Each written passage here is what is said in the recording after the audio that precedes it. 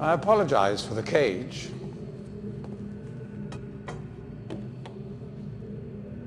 I'm afraid this situation has often required of me a more primitive code of conduct than I might otherwise have chosen.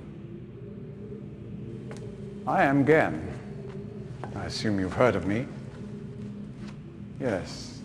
Well, I suspect you have acquired some false information of who I am now. Not that my son would have lied to you about me.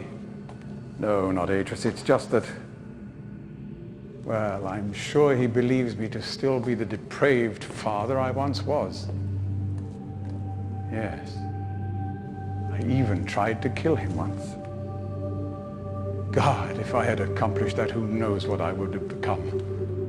A great father indeed, who tries to murder his own son. Thankfully, he trapped me on age 5, a prison of my own creation. No books, no precious inks, no ages to link to, nothing but my own foolish ambitions. That was 30 years ago.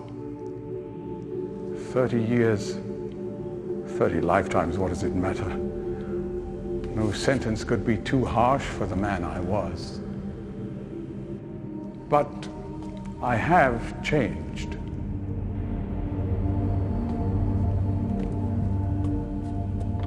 To be sure, the deeds of my past can never be completely atoned for, but my mission was an honorable one.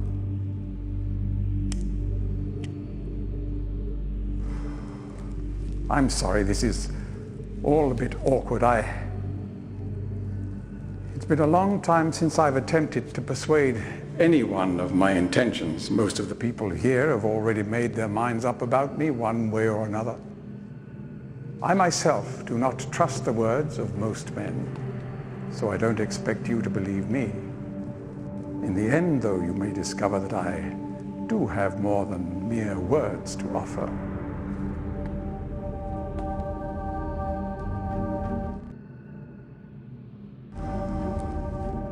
Atris's choice of punishment has been hard on the people of Riven, and many have suffered because of it.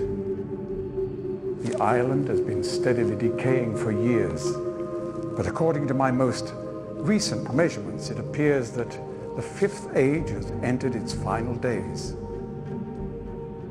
Unless the villagers can be relocated soon, the island will collapse entirely and everyone will perish.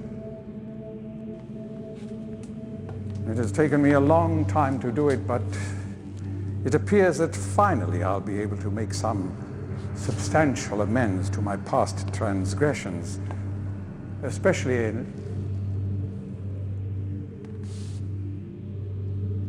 well, I'm afraid I've had some trouble with Catherine and the moiety. In any society, there will always be a small percentage of the population with rebellious tendencies. Before Catherine appeared, the moiety, as they call themselves, had been relatively harmless. I mean, the natives here are a fairly violent people by nature, but I'd almost come to accept their presence. It seemed inevitable under the circumstances.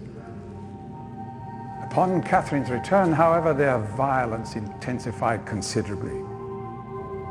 It seems she's become some sort of religious savior to them. And as far as I can tell, she's come to believe this herself. So I've had no alternative. I had to separate her from her people. I must admit, though, that my concerns were not entirely for her safety alone. The actions of Catherine and the moiety have put my own life at risk on numerous occasions. Consequently, the lives of all the people here. Therefore, I must ask you to refrain from any attempt to free her. Although I'm sure Atris desires it. Indeed, he must desire it with all his heart. But he is completely unaware of her recent state.